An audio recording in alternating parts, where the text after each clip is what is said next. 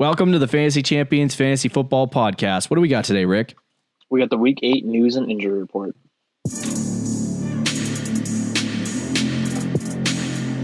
Welcome to the Fantasy Champions Fantasy Football Podcast.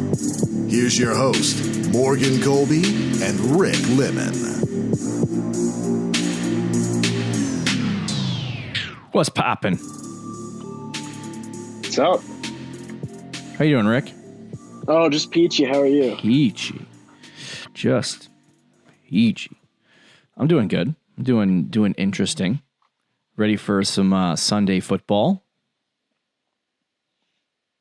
I know the Carolina Panthers played on Thursday Night Football, so I hope I don't reference them in this episode at all. But who did they play? The Atlanta Falcons. Okay, all right. Hopefully I didn't mention any Falcons in the news. So if I start talking about the Falcons, just ignore me thoroughly. Oh, I have no Falcons. So yeah, today we are going to jump into a little bit of a mid-season review and then quickly run over some news and injuries towards the back half of the show. So what you're coming here for is different than what you're getting, is what I'm saying. I'll probably label the show differently. But anyway, so we're going to go over just where some guys have finished so far this year, some shocking things, some things we thought would happen, and kind of reflect back on the days of our young takes in the offseason. Our early takes. Yeah, and what we actually thought. So we'll just go through some things that really stood out to us. We're not going to go through every single position. But anyway, before we do that, check out our website, thefantasychampions.com. Follow us on Twitter at the FF Champs, on Instagram at the Fantasy Champions. Like us at facebook.com/thefantasychampions. If you're listening on Apple Podcasts, Spotify, Stitcher, or any other podcasting platform, please subscribe. Hit the subscribe button right now. I'll give you a second to do it. 1 second.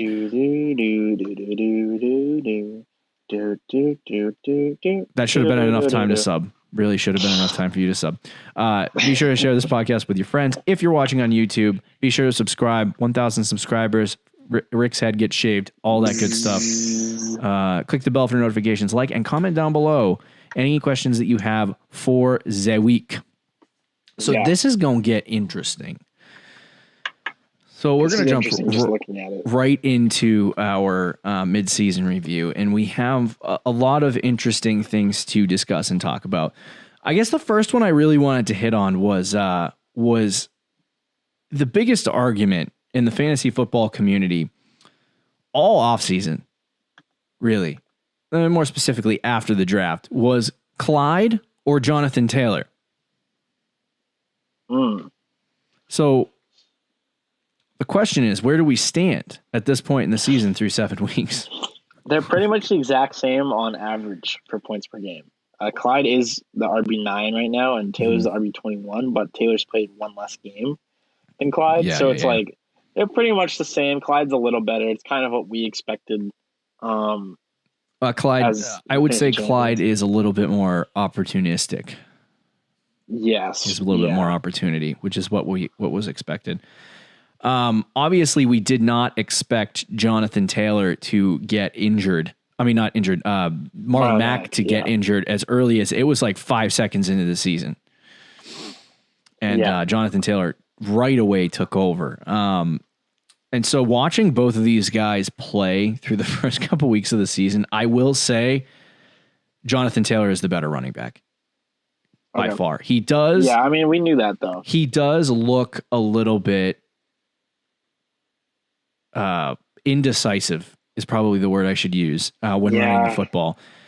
He looks like there's a big hole that he should just blow right through, and he kind of hesitates just a little bit. And in football, you hesitate for 1 or 2 seconds, and the window closes. Right. So I think that's just due to the fact that there's been absolutely no preseason, and that he has not had the opportunity to grow and learn. He's been getting better as the weeks go along. And he also had a little bit of a tougher schedule to start the season. So the next couple weeks are going to be where Jonathan Taylor really shows all the way from here until the fantasy championships that you guys have Taylor's going to be a really, really good running back. So I'm excited to see that. On the other side of it, Clyde is a little bit more concerning because he has looked good, but at times he hasn't looked like a first-round running back. He's looked like a guy that they overpaid for a little bit. And I love Clyde. I love Clyde Edwards-Helaire. And there are some plays where he looks ridiculously good, but he seems a little bit overrated in the pass-catching department. And they haven't really utilized him the way that people had anticipated him. That's true, yeah. He's still I don't know if he looks overrated in the passing game department, though. I think we'll have disagreements on that. Okay. But anyway, I think he, like I said, coming in, I was hoping that Clyde would be, in the first couple weeks of the season, he would set himself apart and be Kareem Hunt, like when Kareem Hunt came in his first year and had like 20 point game. And that's what the anticipation and the excitement was leading towards. And backup Kareem Hunt was scoring more fantasy points than Clyde in the first 5 weeks of the season. So, Clyde was not performing at the level that you would want him to. He was still very good, but it looked like he also needed some preseason. The past couple weeks he's looked, not this past week against, once again, I forgot who they were playing, Denver. He did not look great, but the week before that when they signed Bell, he looked very, very good. So, I think as far as the competition between those two guys, I think Jonathan Taylor's winning it, even though the fantasy points don't show it. And that's exactly what we thought coming into the season. So yeah, literally. Yeah. Better offense, more fantasy points. Simple. Mm-hmm. Although, I don't know. Clyde was good against Denver, too. He rushed for 5.8 yards a carry. So, had a touchdown. Yeah. Just saying. Definitely. To reference that point, I'll let you. Give me something that's stood out to you this year, because I was going to talk about Kareem Hunt for a minute. Oh gosh.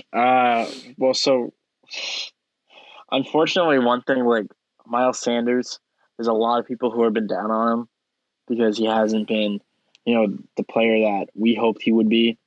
But he's still been good. Like, people don't realize, he's had a very tough schedule. He's been injured in a game, but he's averaging 15 points per game as a running back. And he's that would put him in the top 10 for points per game. So he's still been like a top 10 running back when he's healthy. And people are treating him like he's garbage. I have a question. Yeah. Because like you said, 15 points a game, right around 10 to 12. Now, where the freak did we and everyone else rank him? 10 to 12. Around there, yeah. Some people had him at 7, but this is exactly what you expected from Miles Sanders. So for everyone, and the worst part about this is that he's the wide receiver. He's the running back 22 right now. And had he played his 2 extra games, he would be up there in the RB9 conversation, probably with more fantasy points than Clyde, which is not what a lot of people were projecting coming into the season. So, obviously, what I wanted from Miles Sanders and what you thought you might get out of Miles Sanders, it turned him into a first-round pick. At 10, I was thinking he was going to be a top 5 running back. He obviously hasn't performed like a top 5 running back, so that's concerning to me. Right. But I think that's what the expectation that people had for Miles Sanders and the reality of what they're getting is matching up with what we ranked him as, but it's not really matching up with the excitement level of what you wanted from him. So I will say, I'm not really concerned about Miles Sanders rest of the season. He does have a lot of easier matchups, and he's got a very good schedule, so I wouldn't be concerned. I don't want to talk about all running backs, but I was going to talk about Hunt. Hunt was looking really, really good with Nick Chubb in the lineup. First 4 weeks in the season, he was like the RB8, so exactly like at least what I was. I don't know if Rick agreed with me or not. I can't remember, but what we were saying on Kareem Hunt, that he could be a top 12, top 14 running back, even with Nick Chubb there. Mm-hmm. But what I was going to say is, I guess the most, I lost it. I don't know where I was staring right at a player and I was like, dude, I'm going to hit this one real hard. Aaron Jones is what I was going to talk about. We got him dead wrong. Yeah, at least through the first 7 weeks of the season, we got him dead wrong. And had, the one thing that I like to take things and learn things from the whole season. And the one thing that I've learned from this season is if a guy scores touchdowns, just take it. Mm-hmm. Just take it. Don't ask questions. It's free. That was right. So but we all thought there was going to be a big Aaron Jones touchdown regression. Now, don't get me wrong. I still think there's an Aaron Jones touchdown regression coming. He scored 3 touchdowns. Like, I think he has 6 on the season or 7 on the season. He scored 3 of those in one game. So there is, I don't think he's going to score 19 this year. I could be wrong, but he's not pacing at 19 touchdowns. Yeah, my argument with Aaron Jones in the offseason, and I still liked Jones. I think I liked him more than you, but I still wasn't like as high on him as other people. It was just like what happened with Kamara, where he had like, what was it, 19 or 20 touchdowns 2 years ago? Went away. Last year he only had like a few. So I was looking at that example and being like, well, I think it's going to be probably similar with Aaron Jones. And now that they drafted A.J. Dillon, there might be some goal line threatening, but obviously we were dead wrong on that. Aaron Jones has been phenomenal. Yeah, he's been great.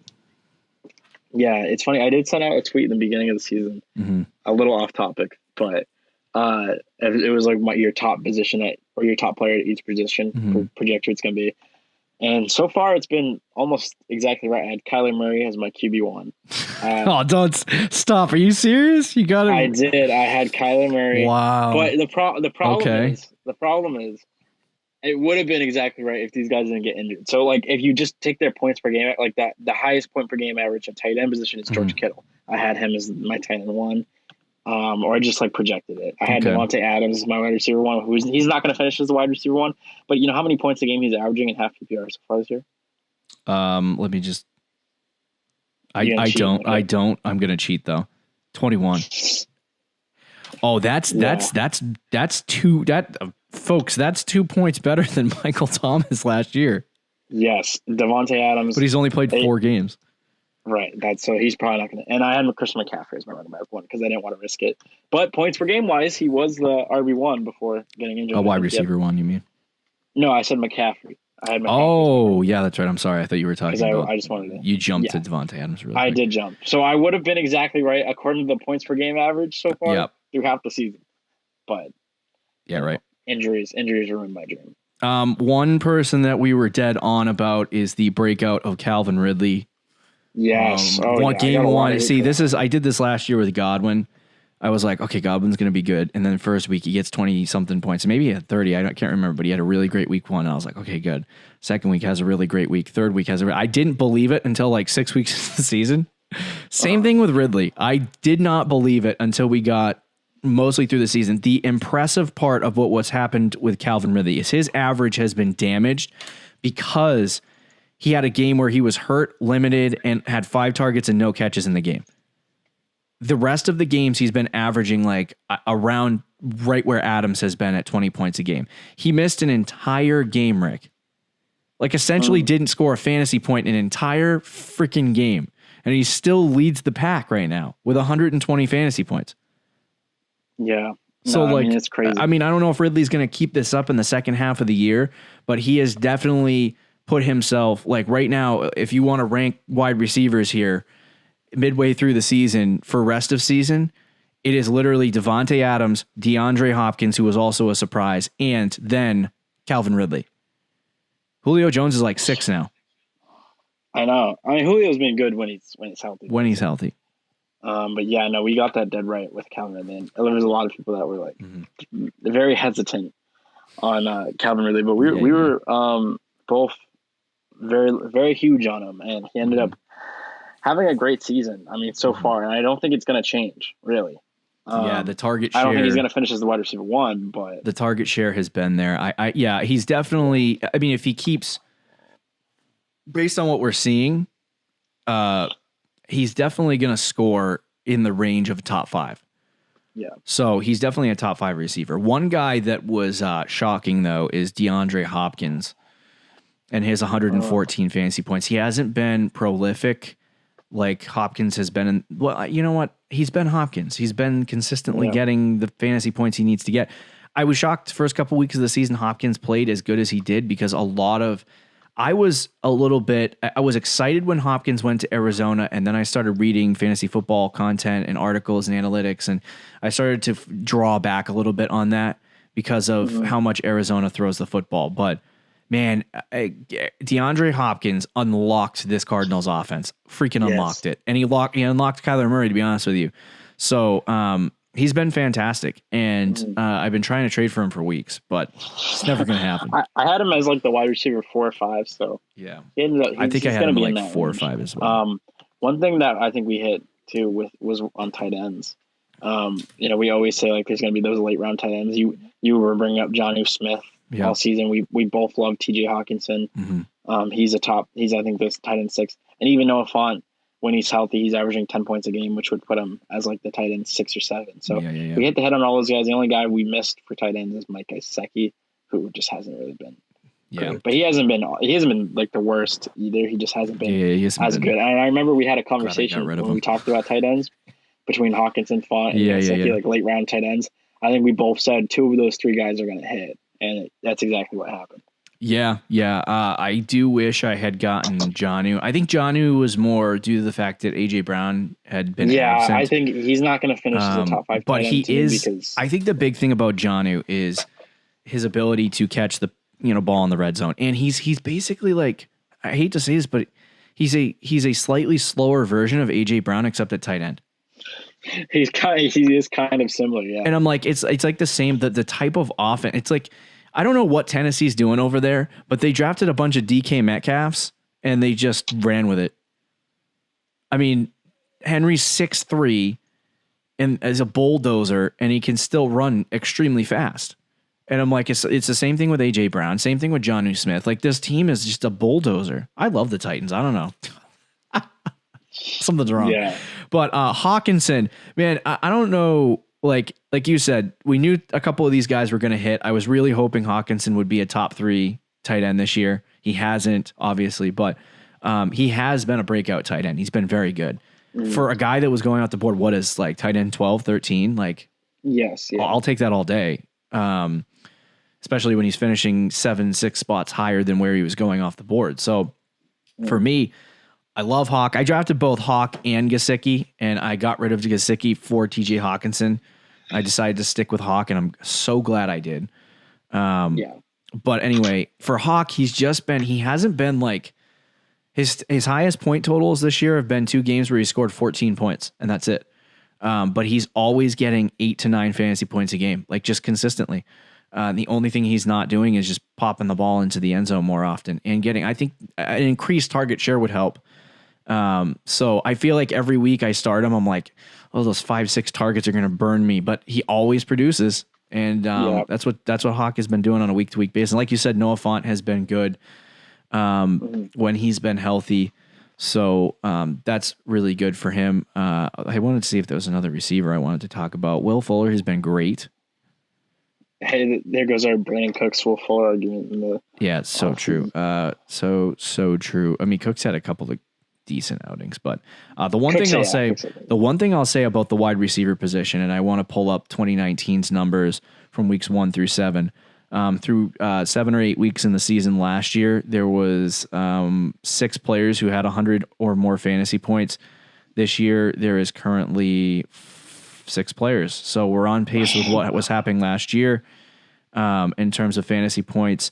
But what I've noticed this year is that the wide receiver position is very, very steady. I was going to say, what about 80 fantasy points? How many guys have 80? Yeah, from last year versus this year. So after you get past, like the wide receiver 12 had 92 fantasy points last year after 7 weeks. The wide receiver 13, which is Julian Edelman in 2019, had 88. This year, maybe you see a little bit of a difference. It's about the same, but you're seeing more consistent. What I didn't think was going to continue for wide receivers, I had a gut feeling that it wasn't going to continue, has continued. Wide receivers have been extremely consistent and they're easy to find.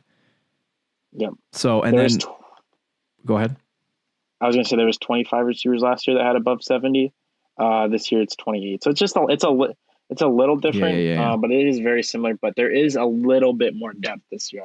I will say. Now, how about I'll just give you over the last 4 weeks of time, AJ Brown's arrival into the NFL through weeks 4 through 7. He played 3 games. He had 62 fantasy points. He's the wide receiver 3. Had he played one more game over the last 3 weeks or 4 weeks since week 4 when he came back, he has been the number 1 wide receiver in terms of fantasy points per game besides Devonta Adams. Wasn't he a top 3 fantasy wide receiver last year when Ryan Tannehill was healthy, or top 5? Yep. Or when Tannehill took over. Yep. He's somewhere in that range. So AJ Brown, ridiculous. I don't think I see DK Metcalf was a little bit of a surprise. I was a little bit like, I liked him, but I was a little bit hesitant on him in the offseason. And the reason you were hesitant though was right with like his amount of catches and the target share, but it just doesn't matter. He's been efficient. Yeah, it's a stupid Seahawks offense will forever be efficient, and I'll never be able to call it. Yep. You just got to admit it. I think the shocking factor, at least through weeks 1 through 7, obviously with Dak, so we're not going to see this in the second half of the season, but the rookie wide receivers, Justin Jefferson at wide receiver 15, and then CeeDee Lamb was the biggest surprise to me. Because I know like he was one of the top wide receivers taken in the draft, but with all of the talent, it was just hard to believe that CeeDee Lamb was going to be good this year. Mm-hmm. And he just came onto the scene, wide receiver 18, and imagine if Amari Cooper wasn't there. You know, how good this kid is going to be in the future.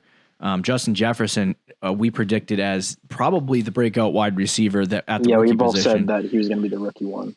He has been there, so it's been an interesting couple weeks of the season. We didn't talk a lot about quarterbacks, but man, I wish that everyone was talking about how Kyler and the Arizona Cardinals were going to be the Browns. They're not the Browns.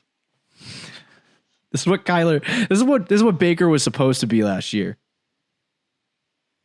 Yeah, I know. I'm trying, and I'll tell you, last year, Lamar Jackson won a lot of people leagues, a lot of people. And this is Kyler Murray right now. Yes, Lamar is losing leagues this year. He's doing the opposite. He's so bad.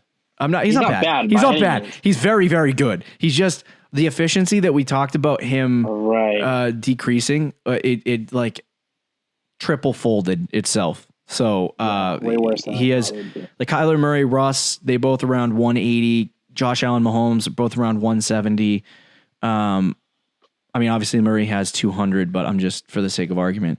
Lamar Jackson through 6 games this season has 128 fantasy points, disappointing a lot of people. Now he's still really good. He's still top 3 rankings wise rest of season, but I was going to say, Kyler Murray is a guy you should be targeting in every single one of your leagues to try to get him on your team before. Should have done it before the season. You probably should have done it before the season, but he's a guy that you should be targeting in trades because quarterbacks win leagues in a lot of situations, especially if you're in a 5-6 point touchdown league or a super flex league. So Kyler Murray, get him on your team. A lot of leagues won because of Lamar Jackson last year, and you know, obviously having Kyler Murray makes a lot of sense. Right. How about Tom Brady, QB6? Yeah. Oh, I knew you were going to bring it up. It's the last thing we'll talk about before we jump into the news. I don't know, man. We'll see. November hasn't happened. Brown coming. Say it again. Now he's got Antonio Brown coming. Yeah, too. wait till it's November. It's November. Okay. Let him fall off a cliff. Yeah, it's November in Florida. So it's November in Florida. The cold doesn't affect Tom Brady. What affects Tom Brady is the length of the season and the fact that he's 43 years old. Yeah, we'll see. Yeah, it is surprising though. He's been. I mean, did we expect? I ranked him like around 12 or 13, I think, in my draft ranking. So he is outperforming where I put him originally. But this one, if you take out last week, he's more like the wide receiver 14. I mean, the quarterback 14. Because he had 40 points. Yes, but you can say that. So if you give it, I know. I'm just saying Brady doesn't normally get 40 points. So let's back the truck up on the excitement. Well, he does now that he's in Tampa. Let's just give him 30. Let's give him a 30-point game. It drops him all the way to like QB 10. Because there's a bunch of quarterbacks in like the 130 range. That's why.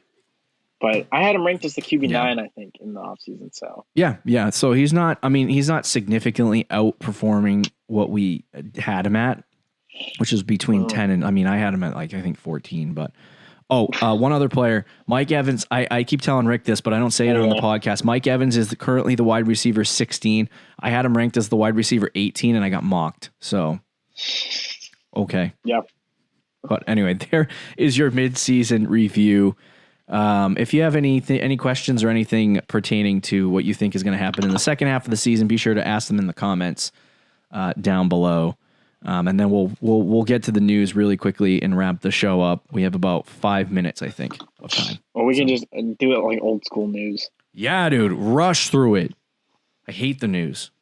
I like the news, but I hate it.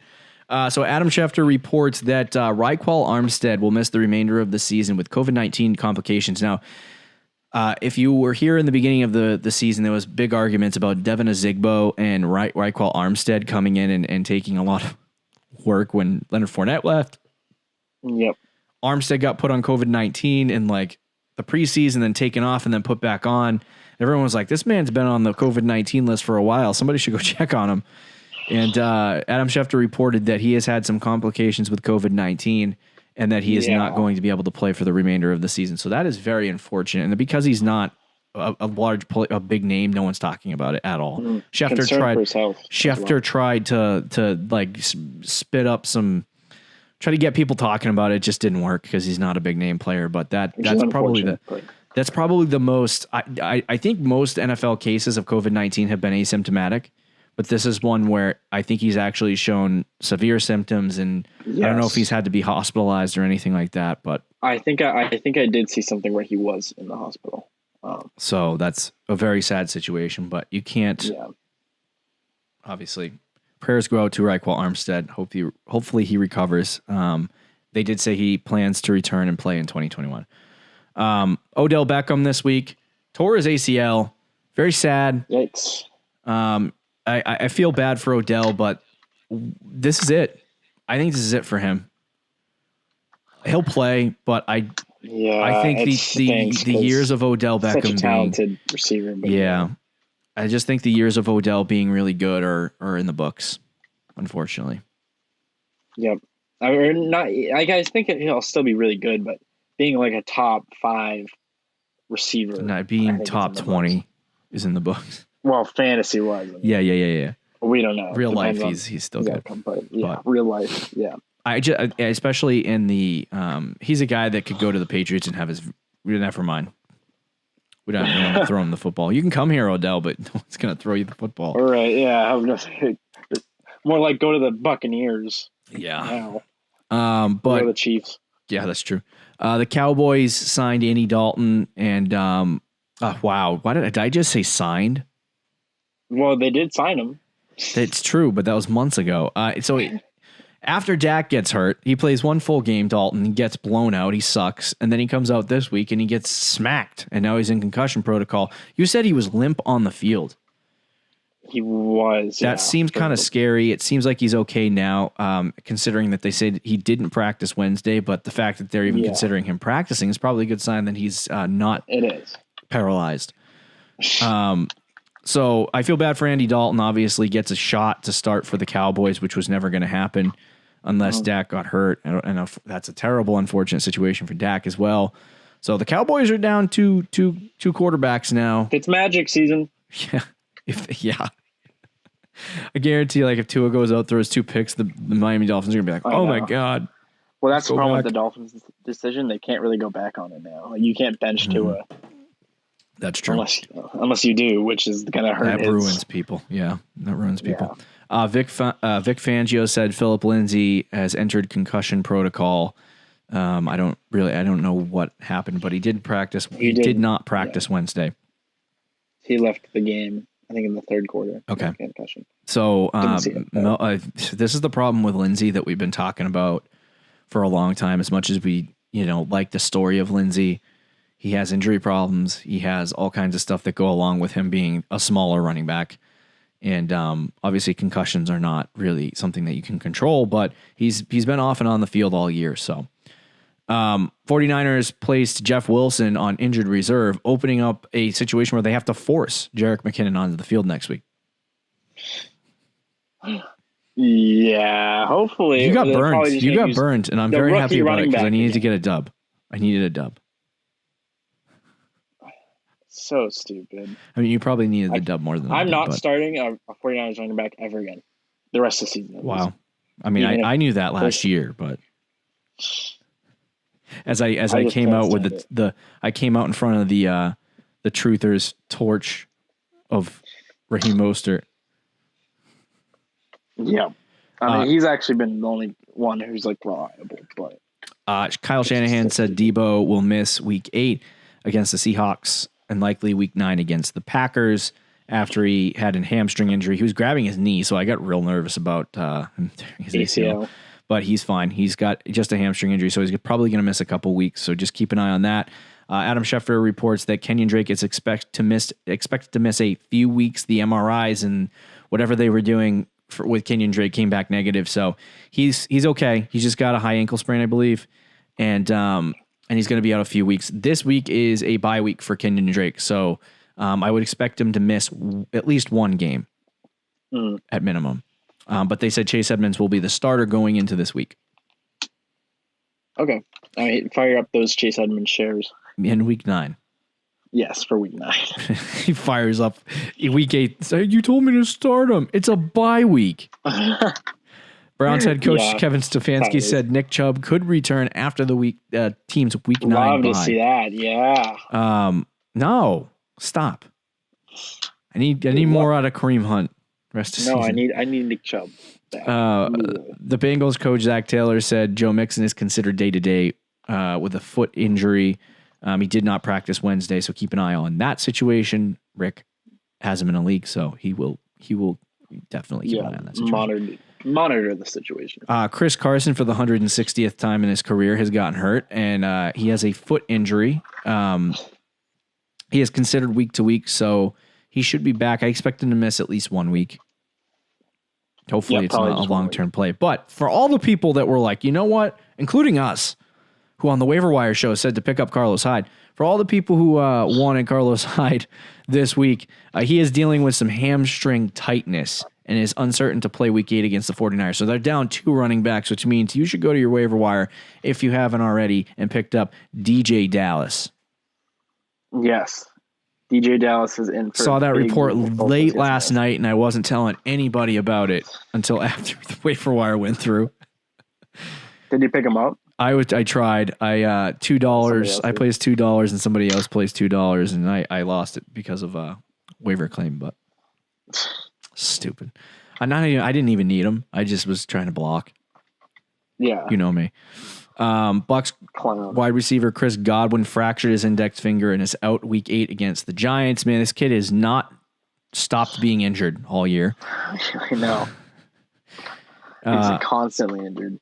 We're going to quickly run through a lot of did not practice, is practicing for the rest of the show. So I'll just go through them fast. The Giants running back Devonta Freeman, he left the game on Sunday with an ankle injury. He did not practice on Tuesday. I didn't hear anything about Wednesday. Otherwise, I would have said something. But keep an eye on Devonta Freeman rest of the week. Wayne Gallman becomes a good replacement if Devonta Freeman is absent. Who are they playing? The Buccaneers on Monday night. Oh, yeah, never mind. Eagles designated tight end Dallas Goedert to return from injured reserve. This just means he has 21 days of practice before they have to make a full decision on whether or not to put him on the full IR. They said he wasn't going to be back until like week 10. So my expectation is that they're going to decide to keep him active and obviously play him, but they're pulling him off the IR at this point just to get him on the practice field. So he's good. I don't know that I would pick him up yet if you have him on the waiver wire in your league, but we'll see what happens. Mike Zimmer said Dalvin Cook will practice on Wednesday. I believe he did practice actually. John Brown practiced Wednesday. Jalen Reagor practiced Wednesday. Both of those guys were dealing with injuries. Doug Marrone said he plans to make changes coming out of the team's Week 8 bye, which means maybe Gardner Minshew being benched, which I don't know what he did to deserve being benched. I mean, he hasn't been great this year, but we knew that coming in. Like the Jacksonville Jaguars suck. This is a move. This is a move from a coach that's about to lose his job. He's just switching players so he doesn't lose his job. That's usually is the first signal. Is like you go to the backup quarterback to try to save your season, and he really honestly has not been that bad though. No, not at all. He's done nothing to show. They asked him if it included benching Minshew, and he said we're considering all options. So I don't know. Poor What that means. Minshew. Yeah, just stupid coaching. Allen Robinson is in the league's concussion protocol. That's all I got on him. 49ers designated tight end. Tevin Coleman to return from injured reserve. Mark Ingram did not practice Wednesday with an ankle injury. He's probably not going to play this week. So I would saddle up Gus Edwards or J.K. Dobbins. Yeah, against Pittsburgh though. No, I mean not saddle up. I just mean like make sure they're on your team. Yeah. Aaron Jones, calf injury. He remains sidelined at practice on Wednesday. So also keep an eye on that situation. We got a couple of guys here who are supposed to start this week that are not practicing yet. So yeah, a bunch Friday's for this week. Friday's practice report is important, so keep an eye out on there. But that's all the news we have. Do you have anything else? I think that's it. All right. What a show. Lots of stuff. I think this is our second longest show in a while, 35 minutes. Thank you for listening to the Fantasy Champions Fantasy Football Podcast. Don't forget to check out our website, thefantasychampions.com. Follow us on Twitter and Instagram, and we will talk to you on Tuesday. Enjoy your weekend, friends. Later. Thank you for listening to the Fantasy Champions Podcast. Make sure you subscribe on iTunes and YouTube, and follow us on Twitter @TheFFChamps.